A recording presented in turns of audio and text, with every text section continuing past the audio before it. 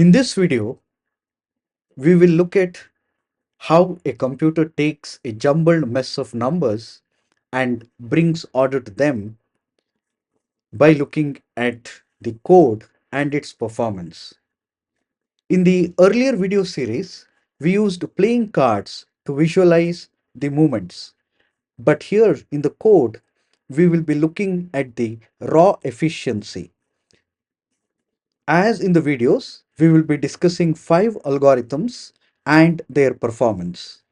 The link for this notebook is available in the description box below. We will define a data set of 3 types. The best data set, which will contain the sorted numbers from 1 to 1000. The average data set, which will have the random number, 1000 in number. And the worst data set, which will have numbers from 1000 to 1, which is sorted in the reverse way. We will define all the methods of all the 5 algorithms: the bubble sort, selection sort, insertion sort, merge, quick, and randomized quick sort. And then we will execute all the 5 algorithms for best case, average case, and worst case. We will visualize all the 5 algorithms individually so that we can discuss their relative performance. Let us look at bubble sort. Bubble sort, as we know, has the complexity of n square. It is a brute force algorithm. So naturally, as the input increases, the performance time also increases, meaning it does not scale up well. As we can see in the graph, once the numbers increases from 500 onwards, the performance really doesn't scale up to the numbers. The difference between the worst, best, and average are almost same. The random differences you see here is mostly because of the network latency rather than the clear measure of the algorithm itself. We will now go to the selection sort. Selection sort, as we have already seen, performs in the same manner irrespective of whether the data is sorted or unsorted or they are coming in a random way. So irrespective of the nature of the data, the number of comparisons done is almost identical in all the cases. And this graph, which is n square graph, is almost identical to the theoretical calculation of performance that we have done. Now let us go to insertion sort. Insertion sort, as we know, does not do any computational work if the data is already sorted.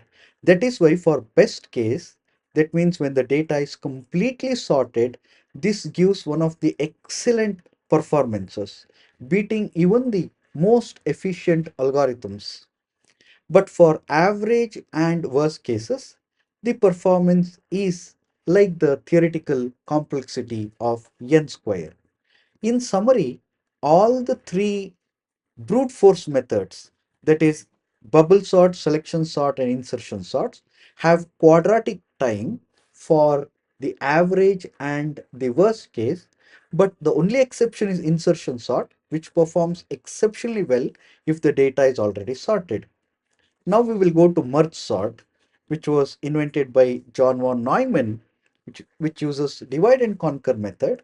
Since the complexity of this algorithm is n log n, you almost see that as the n increases, the performance becomes almost linear. You could also observe the time as compared to brute force algorithm, the timing even for worse cases are much lesser. The same performance is shown even by quicksort because it also has the theoretical performance of n log n. So you can see the performance as being almost linear here. The same is the case of randomized quicksort. So in summary, the Divide and conquer method sorting algorithms, that is merge sort and quick sort, outperforms the brute force method algorithms, which we can very clearly see in the combined graph here for best case. For the best case, the insertion sort algorithm, as we have already seen, outperforms even the divide and conquer methods because it does not do any computational performance. The quadratic algorithm, that is bubble sort and selection sort, is performs very badly when compared to divide and conquer. Observe that the difference between the performance of these algorithms increases as the data increases. But when it comes to average case, you will see that insertion sort comes back to this group of quadratic performing sorting algorithms, and these algorithms which uses divide and conquer barely show any sign of performance degradation even when the data increases. When we see the performance for worst case, you will see the same story being repeated. These three quadratic algorithms decreases in their performance as n increases, whereas these three divide and conquer algorithms performs very well even when the size of n increases. In the world of big data, this matters because the choice of algorithm is more powerful than hardware.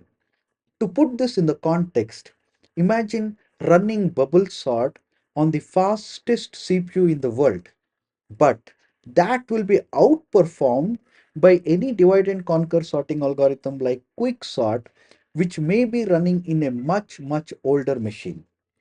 And that is the message which programmers should understand.